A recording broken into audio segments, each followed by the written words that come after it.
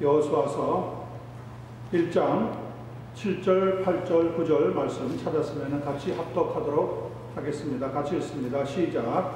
오직 강하고 극히 담대하여 나의 종 모세가 네게 명령한 그 율법을 다 지켜 행하고 우로나 좌로나 치우치지 말라. 그리하면 어디로 가든지 형통하리니 이 율법책을 네 입에서 떠나지 말게 하며 주야로 그것을 묵상하여 그 안에 기록된 대로 다 지켜 행하라. 그리하면 네 길이 형통하게 될 것이며 네가 형통하리라. 내가 네게 명령한 것이 아니냐. 강하고 담대하라. 두려워하지 말며 놀라지 말라. 네가 어디로 가든지 네 하나님 여호와가 너와 함께 하느니라 하시니라.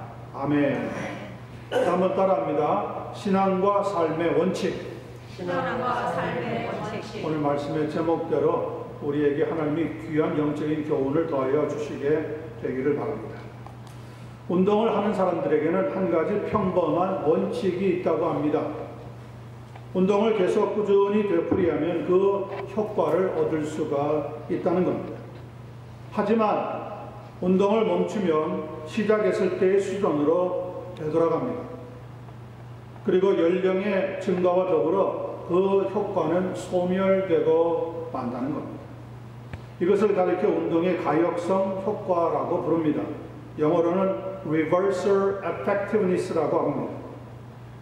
이런 연구 결과에 따르면 한번 모진 마음을 먹고 하루 열심히 운동을 했다고 하더라도 그 후에 운동을 하지 않는다면 열심히 운동했던 그 효과가 2주 후에는 완전히 사라져버립니다. 농구의 신으로 불렸던 마이클 조던의 최근 모습을 보면은 아주 비대해진 몸집으로 스피드가 전성기에 비해서 턱없이 떨어진 것을 알 수가 있습니다. 그가 선수 시절에 열심히 운동했던 효과를 더 이상 유지할 수 없기 때문입니다.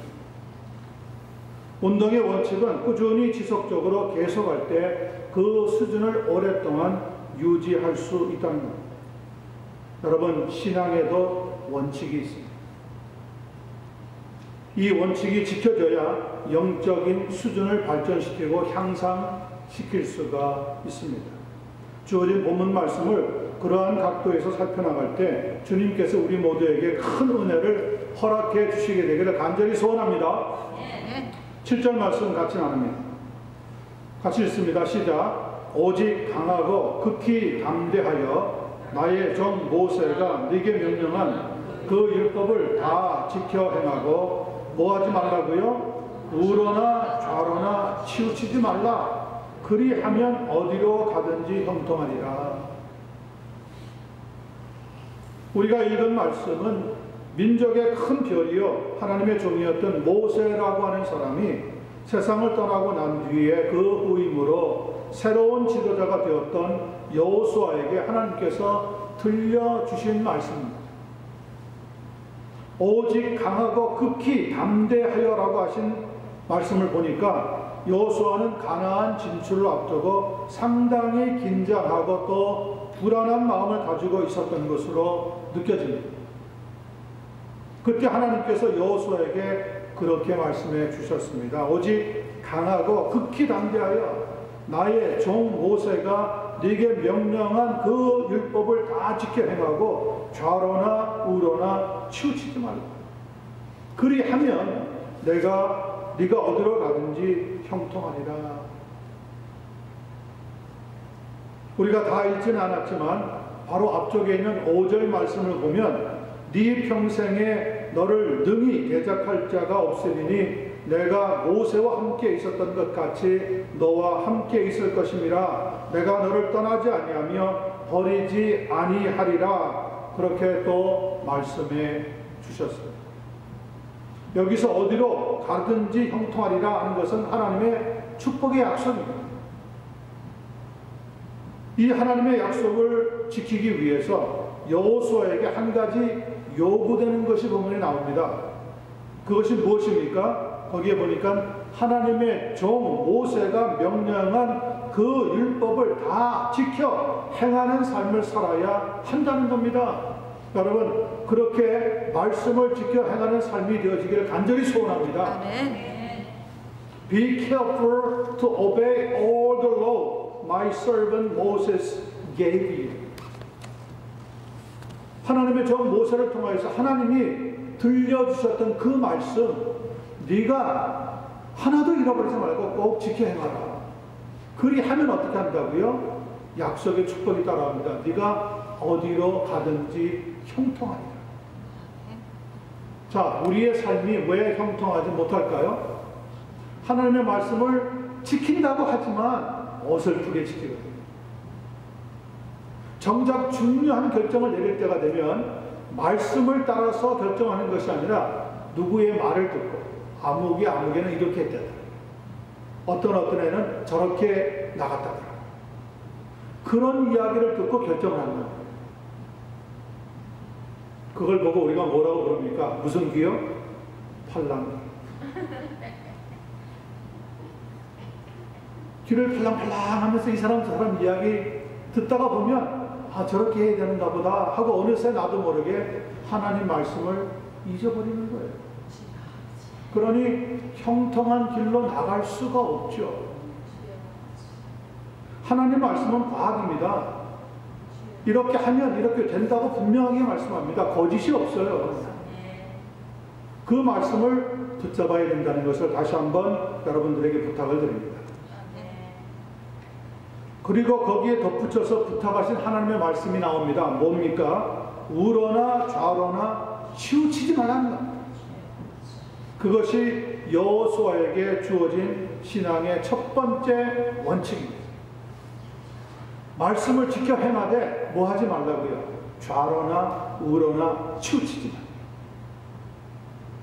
이 신앙의 원칙이 지켜질 때 하나님께서는 네가 어디로 가든지 형통하리라고 약속하고 있다는 겁니다. 어디 한번 이 신앙의 원칙이 여호수아를 통하여서 지켜졌는지 살펴볼 필요가 있지 않겠습니까? 그래서 여호수아서 다 마치는 끝장인 24장에 보니까 14절, 15절에 이런 말씀이 기록되고 있습니다. 그때는 여호수아가 이제 자신의 죽음을 앞에 두고 이스라엘 백성들을 모아서 들려주는 말씀의 내용입니다. 들어보세요. 그러므로 이제는 여호와를 경외하며 온전함과 진실함으로 그를 섬기라. 너희의 조상들이 강 저쪽과 애굽에서 섬기던 신들을 치워버리고 여호와만 섬기라. 만일 여호와를 섬기는 것이 너희에게 좋지 않게 보이거든 너희 조상들이 강 저쪽에서 섬기던 신이든지 또는 너희가 거주하는 땅에 있는 아모리 족속의 신들이든지 너희가 섬길 자를 오늘 택하라.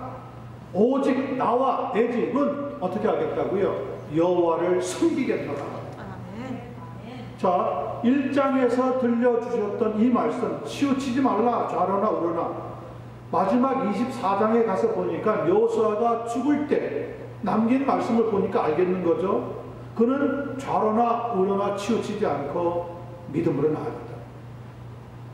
그것이 무엇입니까? 여호수아가 지켰던 첫 번째 신앙의 원칙이었어요.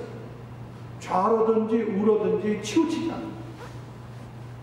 그런데 우리 사람이 살고 있는 인간 사회에는 치우치기를 잘합니다. 나 혼자 괜히 뻗뚱거려서는 안 되겠다 생각을 하고 사람이 많은 쪽으로 자꾸 치우칩니다. 어느 간직한 남자가 있었는데 아주 떡소리 나는 여자와 결혼했어요. 이 여자와 당신 어디에 가거든 절대 많은 사람이 있는데 가지 마세요. 그런데 어느 날 회사에서 일을 마치고 회식을 하게 됐는데 많은 사람들이 모이게 되었어요. 그러면서 그 중에 대부분의 사람들이 오늘 우리 불고기 해 먹자. 오늘 불고기를 식사를 하자. 그러니까 이 사람이 사실은 자기는 원하지 않는데 많은 사람들이 그러니까 오늘 할 수 없이 불고기를 먹어야 되는가 보다 하다가 갑자기 뭐가 떠올랐습니까? 자기 부인이 했던 말이 기억이 나요. 많은 사람이 있는 곳에 가지 마라. 그래서 혼자 남아서 자기는 불고기를 먹지 않겠다고 얘기하더라고요. 그러니까 사람들이 이상하다고 쳐다보는 거죠. 오늘 우리가 살고 있는 세상은 그래요. 사람이 다수이면 그 다수에 끌려가는 세상이 되었어요.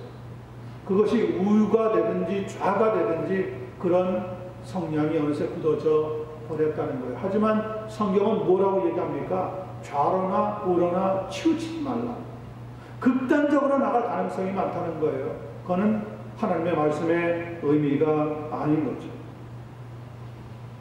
그리고 나서 여호사는 110세까지 장수하였는데 하나님께서 주신 사명을 감당해 나갔던 거예요.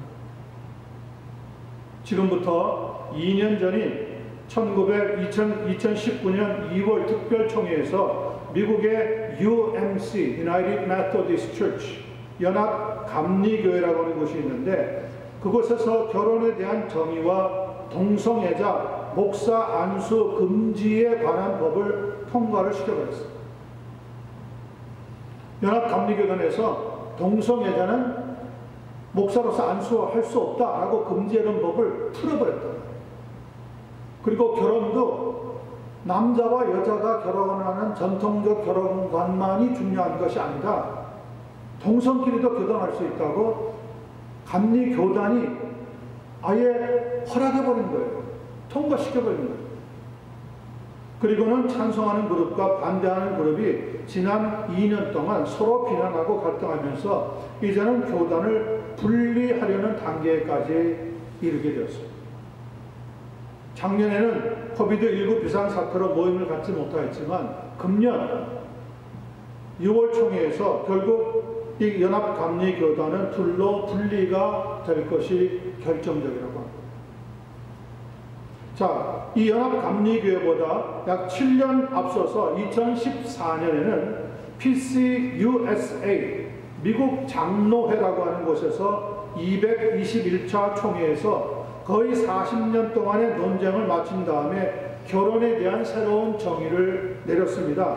원래는 한 남자와 한 여자의 결혼이라고 하는 문구가 적혀 있었는데 전통적으로는 한 남자와 한 여자의 결혼이었지만 이제 두 사람 누구든지 간에 이성이든 동성이든 두 사람 사이의 서약으로 결혼을 허락한다고 하는 문구로 수정해버렸습니다.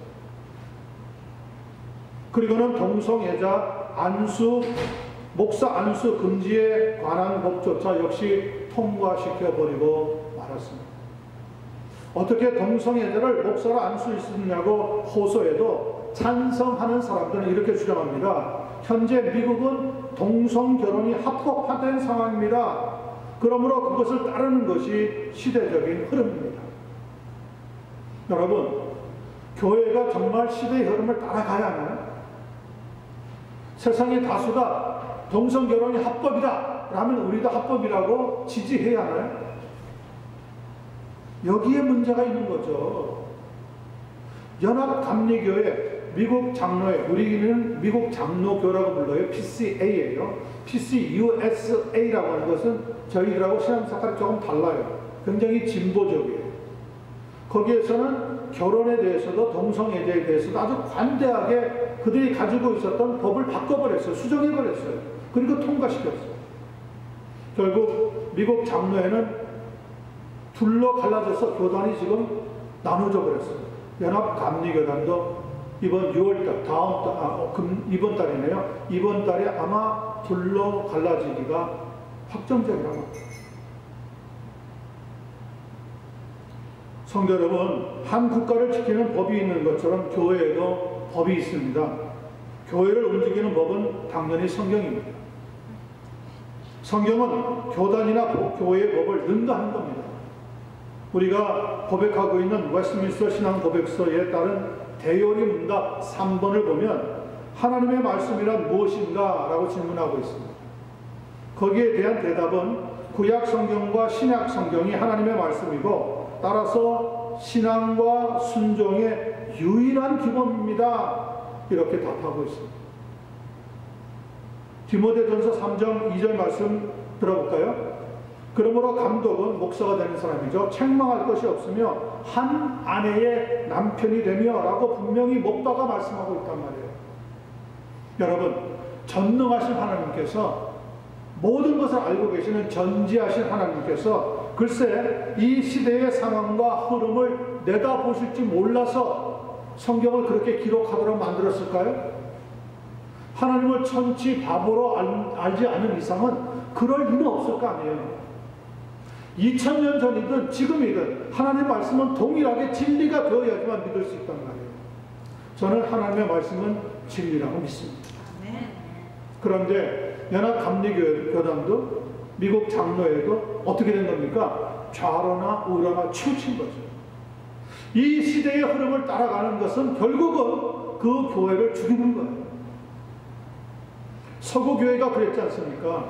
시대의 흐름을 따라간다면서 유럽 쪽에 있는 모든 교회들이 그런 방향으로 나아가다가 결국 오늘날 와서 어떻게 되었습니까? 교회가 다 문 닫았습니다. 교회의 하나님의 능력은 이미 떠났습니다. 미국도 그러잖아요. 미국 교회들도 자꾸 하나님의 말씀을 떠나고 있잖아요.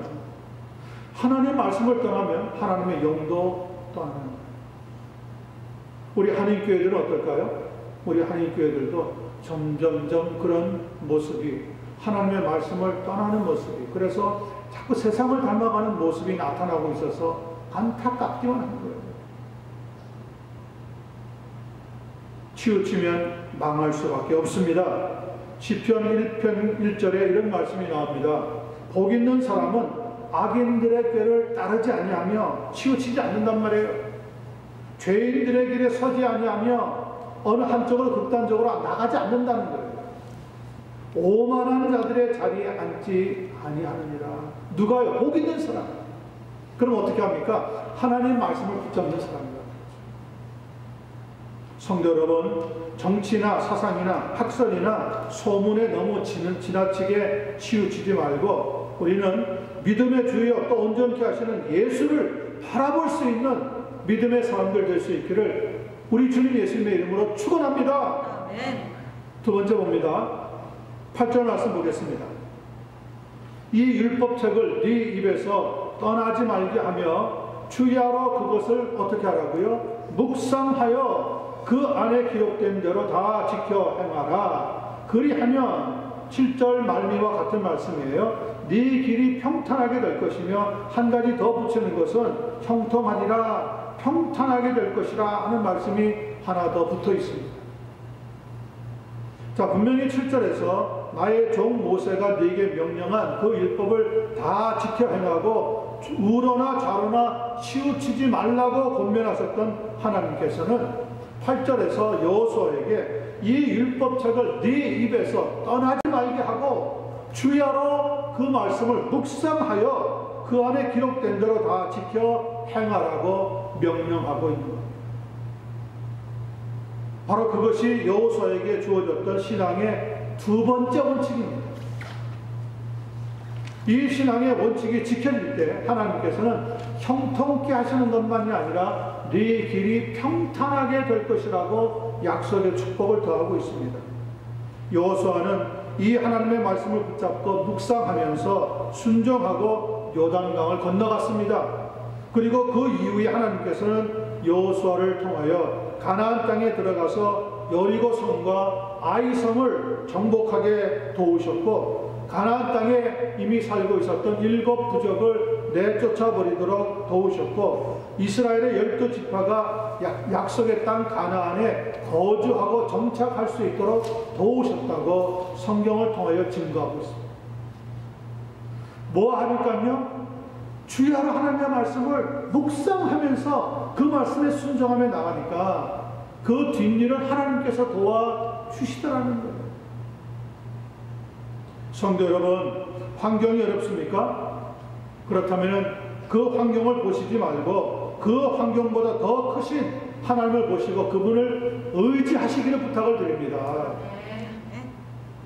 그럴 때 하나님께서는 화가 변하여 복이 되도록 역사해 주시게 될 것입니다. 이 시대가 배출한 가장 유명한 인물 가운데 한 사람으로 레이 달리오라고 하는 사람을 손꼽는다고 합니다. 유명하기로는 투자의 귀재로 알려져 있는 워렌 버핏보다도 더 유명한 사람입니다. 그는 이 시대에 가장 위대한 투자가이면서 기업가이기도 합니다. 1975년 그가 20대에 조그마한 방 2개짜리 아파트에서 어렵게 살았던 사람입니다. 그런데 이 레이 달리오가 브리지워터 어소시에이션이라고 하는 회사를 설립해서 40년 만에 세계 최대 규모의 헤지 펀드 회사로 성장을 시켰다고 합니다. 타임즈는 그를 가리켜 세계에서 가장 영향력 있는 100대 인물에 선정을 했고요. 경제 전문지인 포춘에서는 100대 부자의 이름에 그름을 선정해 놓았을 정도입니다. 얼마 전에는 투자의 제왕이라고 불리는 조지 소로스가 그의 수익률을 제치고 헤지 펀드의 역사를 이 레이 달리오라고 하는 사람이 다시 쓰게 되었다는 거예요. 우리는 잘 몰라요. 왜냐하면 그런 쪽으로 별로 관심이 없으니까. 그런데 미국 정계, 재계, 학계에서는 그를 주시하고 있는 거예요. 최근에는 그의 은퇴할 시점이 다가오니까 자신이 공유했던 경영 방식을 발표하기로 결정을 합니다. 그리고 2017년 9월에 책 한 권을 출판했습니다. 그 책은 그 해에 출간되는 즉시 뉴욕타임즈 베스트셀러 1위에 오를 정도로 큰 반향을 일으켰습니다. 그 책 이름이 원칙입니다. 영어로는 프린시플이라고 했어요. 원칙.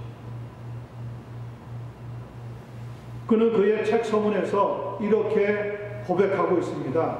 저희의 성공은 천재적 능력 때문에 이루어진 것이 아니라 무엇을 지킨 때문이라고요? 원칙, 즉 프린시플을 지킨 덕분입니다. 아무리 재주가 좋고 기술이 있고 뛰어나도 원칙을 지키지 않으면 절대로 귀한 결과를 맺을 수가 없다는 거예요. 여러분, 레이 달리오와 같은 기업가도 원칙을 지켜서 그 정도로 중대한 결과를 낳았다고 합니다. 그렇다면 신앙인은 마땅히 원칙을 지키고 또 지켜야 되지 않겠어요? 원칙이 무엇입니까? 원칙이라는 것은 어떤 말이나 행동을 변경시키지 아니하고 일관되게 지키는 것을 원칙이라고 말합니다. 그게 프린시플이에요. 그러니까 원칙은 마치 건물의 기둥과 같아서 이 원칙이 무너지면 건물이 무너지는 거예요. 한 가정의 원칙이 무너지면 모든 가족이 다 무너지는 거예요. 교회도 사회도 마찬가지예요. 원칙을 무너뜨리면 그 사회도 그 교회도 무너지게 되어 있어요. 지난날 서구교회가 보여준 것이 바로 그것입니다. 말씀의 원칙을 떠나버린 거예요. 미국도 서서히 말씀을 떠나면서 무너지고 있는 것이 보이지 않습니다. 한국교회도 말씀을 떠나 물질주의에 빠져들다가 교회가 점점 퇴보되고 있는 가운데 있다는 말이죠.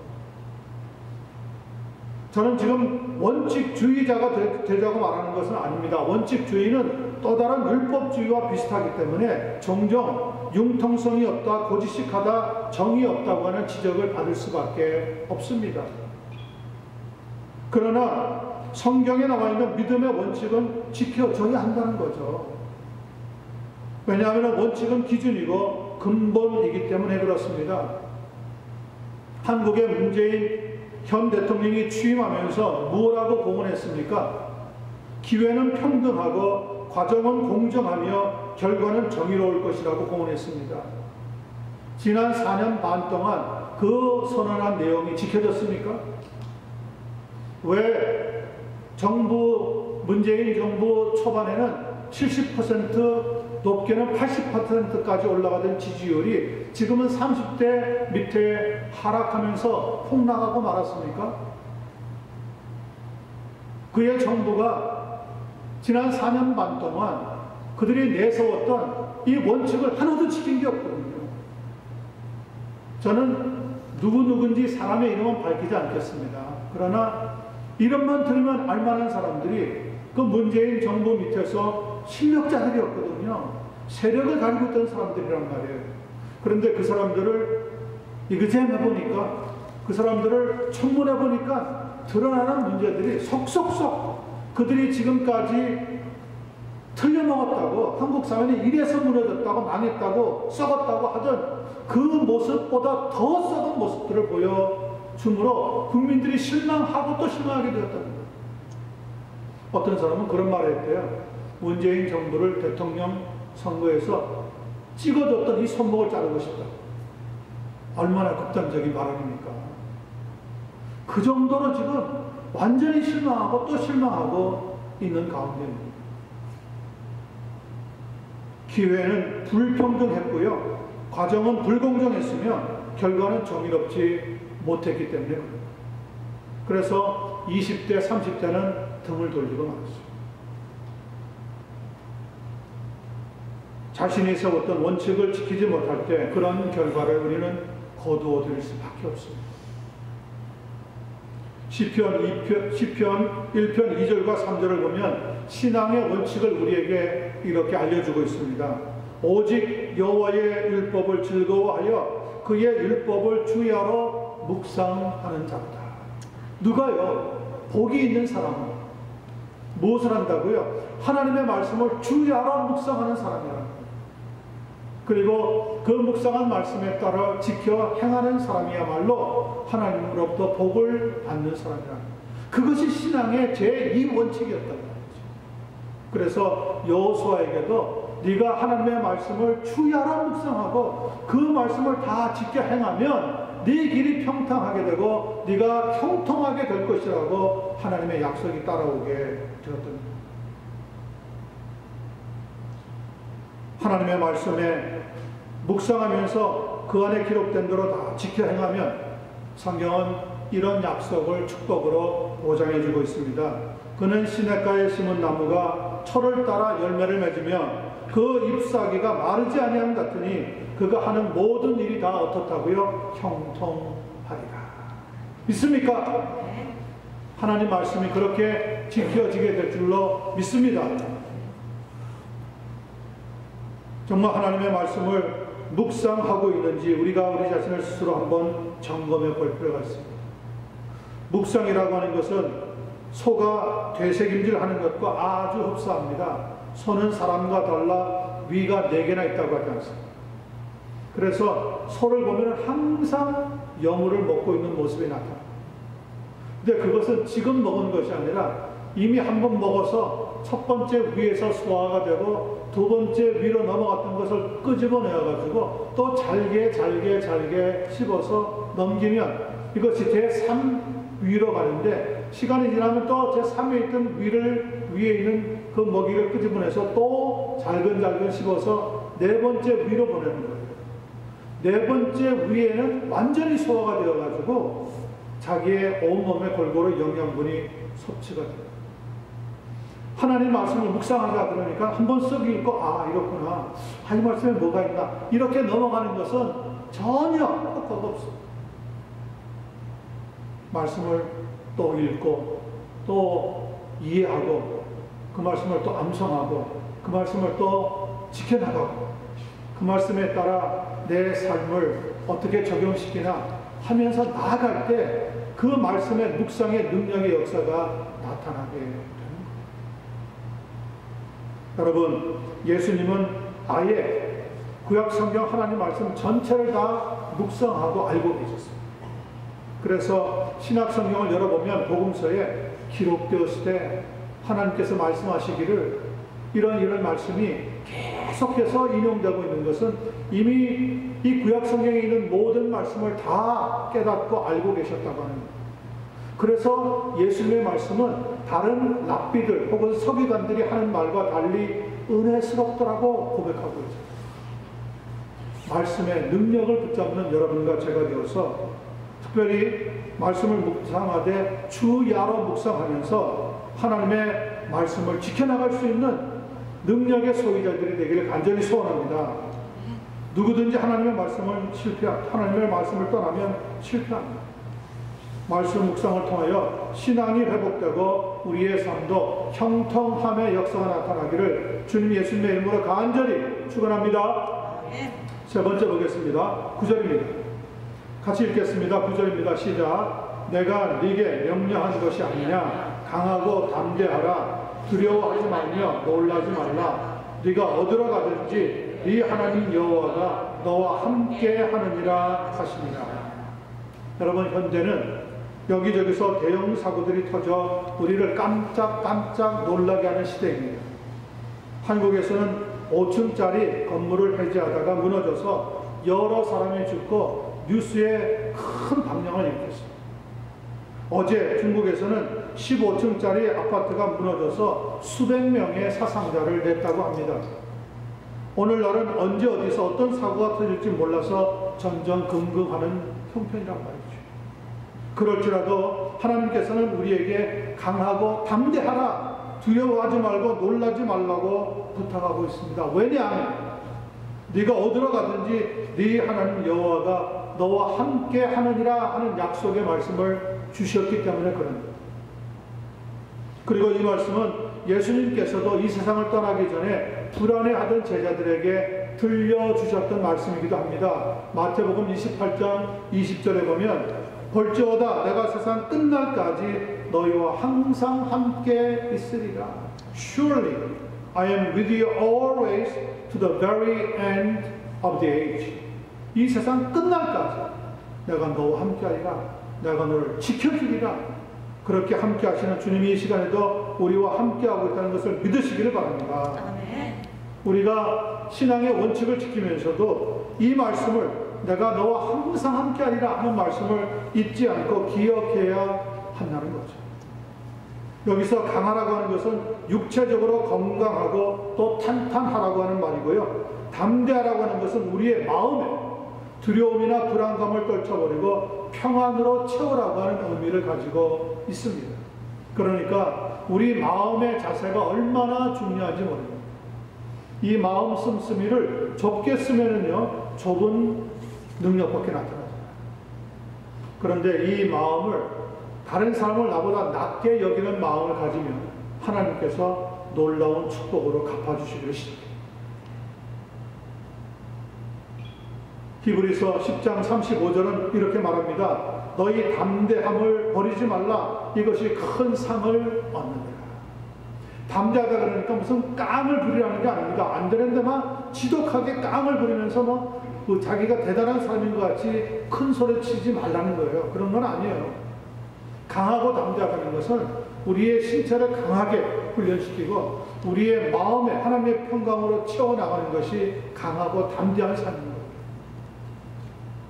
독일의 요한 게테라고 하는 시성이 말하기를 인생을 실패하게 하는 두 가지 요인이 있는데 그 중에 하나는 공포심이고 또 하나는 교만한 마음이라고 말합니다. 자신이 잘났다고 너무 지나치게 교만해서도 안 되고 또 어렵다고 해서 두려워하며 공포 속에 빠져도 아니 되는 거죠. 교만은 인생을 실패하게 만들기 때문입니다. 하나님의 사람들을 항상 하나님 앞에 겸손해야 합니다.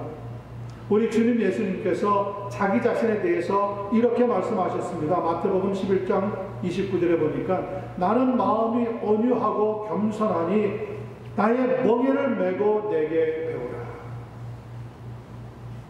Take my yoke upon you and learn from me, for I am gentle and humble in heart. 예수님은 그 마음에 온유함과 겸손함으로 치워가 되셨어요. 그래서 주님을 만나면 주님 앞에 머리 숙이고 주님을 따라가는 인생이 되었던 거란 말이죠.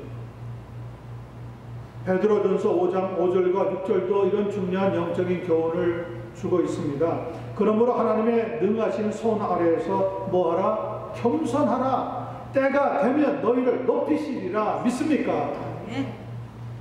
Humble yourselves, therefore under God's mighty hand, that He may lift you up in due time. 그러면 하나님이 때가 되면 그렇게 겸손한 자에게 분명히 은혜를 주시고 복을 더하여 주시겠다는 거예요. 그 유명한 설교의 황태자 찰스 스펄전 목사님이 천국에 들어가는 사람은 세 가지 특징이 있다고 말씀한 적이 있어요. 첫 번째 특징이 뭐냐? 겸손한 사람. 두 번째 특징은 역시 겸손한 사람. 세 번째 특징, 그것도 겸손합니다. 그러니까 천국에는 겸손하지 못한 사람은 들어가지 못합니다. 예수를 믿으면 그런데 어떻게 됩니까? 겸손하게 돼요. 예수를 믿으면 마음이 온유하게 돼요. 세상의 시끄러운 문제와 싸우지 않아요. 왜냐? 마음속에 평강이 찾아와 있기 때문에. 물론 우리도 큰 일을 만나죠. 어떤 때는 정말 눈물 흘릴 가슴 아픈 일도 만나죠. 그래도 마음속에 뭐가 있습니까? 하나님의 주의 평안이 있습니다. 저는 분명히 그것이 거듭난 증거 중에 하나라고 믿습니다. 도널드 트럼프 전 대통령이 연임하는 데 실패한 결정적인 원인이 바로 겸손의 문제였어요. 그를 가리켜 덧불장군, 아나모인, 내로남불, SN 소통자라고 하는 비평이 뒤따르면서 임기 동안에 각종 불설수에 올라서 결국 전 바이든 대통령에게 패하고 말았던 겁니다. 여러분, 바이든 대통령이 더 실력이 있습니까? 저는 그렇게 생각되지는 않습니다. 지금 펼치고 있는 정책들 보면 이미 트럼프가 쌓아놨던 지난날의 일들을 재탕하든지 조금 더 살을 보탠 것뿐입니다. 그리고는 굉장히 자유적이고 진보적인 정책들을 막 발휘하면서 성평등법에 대해서 막 지금 그걸 통과시키려고 애를 쓰잖아요. 그러면 조금만 더 하나님 앞에 겸손했더라면, 조금만 더 사람들을 어렵게 무섭게 얘기했더라면 트럼프는 또 한 번 대통령이 될 수 있는 기회가 있었다는 거예요. 그런데 하나님은 어떤 사람을 쓰시지 않습니까? 겸손하지 않는 사람을 쓰지 않습니다. 지 아무리 잘나도, 지 아무리 대단한 학교를 나와도, 아무리 훌륭한 배경을 가지고 있어도 그 사람이 하나님 앞에 겸손하지 못하면 하나님은 쓰시지 않는다. 담대한 마음과 강한 마음을 가지고 염려나 걱정이나 근심이나 두려움이나 불평, 원망을 떨쳐버리고 하나님과 함께하는 그러한 신앙생활을 우리가 가져야 한다는 거죠. 민수기서 14장 9절을 보면 모세가 가나안 땅을 정탐하기 위해서 12명의 스파이를 보낸 적이 있습니다. 그런데 정탐을 하고 돌아온 12명 중에 10명의 보고가 부정적인 보고였습니다. 뭐라고 얘기했습니까? 우리가 그 땅을 살펴보니 도무지 그 땅을 점령할 수가 없습니다. 왜냐하면 우리는 그들 앞에 그들의 보기에도 뭐와 같다고요? 메뚜기와 같은데 어떻게 할 수가 있겠습니까? 겸손한 척한 거지만 이건 거짓 겸손이죠. 여기에는 자기네들의 생각이 덮친 가짜 겸손이죠. 그런데 남아있던 두 사람 갈렙과 여호수아는 정직한 보고를 합니다. 그리고 거기에 더하여서 하나님의 능력을 믿자고 강하게 호소하는 그런 보고를 올립니다. 그 땅 백성을 두려워하지 마십시오. 그들은 우리의 밥일 뿐입니다. 그들의 보호자는 그들에게서 떠났고 여호와께서는 우리와 함께 하시지 않습니까? 올라가서 그 땅을 차지합시다. 그들은 힘이 없는 줄 알았어요. 그런데 하나님이 우리와 함께 하시니 그 땅을 차지할 수 있습니다. 겸손하게 정직하게 사실의 보고를 그대로 올렸습니다. 그런데 사람들의 심성이 어떻더라고요? 뭘 따라갑니까? 소수를 따라갑니까? 다수를 따라갑니까? 10명이 내놓았던 부정적인 사고를 다수가 따라가는 바람에 결국은 어려운 일을 만나고 고난을 겪게 되더라고 성경은 가르쳐주고 있답니다. 하나님은 누구를 도우시느냐? 부정적이고 불평하는 교만한 사람들이 아니라 담대하되 믿음을 가지고 하나님 앞에 겸손한 사람을 도우신다는 것을 꼭 기억하시길 바랍니다. 히브리서 10장 35절에 보니까 너희 담대함을 버리지 말라. 이것이 큰 상을 얻느니라 가르쳐주고 있습니다. 직장이나 교회 그리고 사람들 앞에서 상을 받는 사람은 믿음과 담대함을 가지고 겸손하게 섬기는 사람인 것을 잊지 말기를 바랍니다. 우리 주님이 그렇게 우리를 섬기셨단 말이에요. 우리 주님만이 우리의 신앙의 롤 모델이 아닙니다. 혹시 우리가 실패했다고 하더라도 실망하지 않고 다시 일어나서 주님의 능력을 붙잡고 겸손하게 믿음으로 한 걸음 한 걸음 나아갈 때 하나님께서는 약속하신 그대로 우리의 길을 평탄케 하시고 형통케 만들어 주시게 될 줄로 믿습니다. 아멘. 그 하나님을 믿으시기를 예수님의 이름으로 간절히 축원합니다. 기도하겠습니다.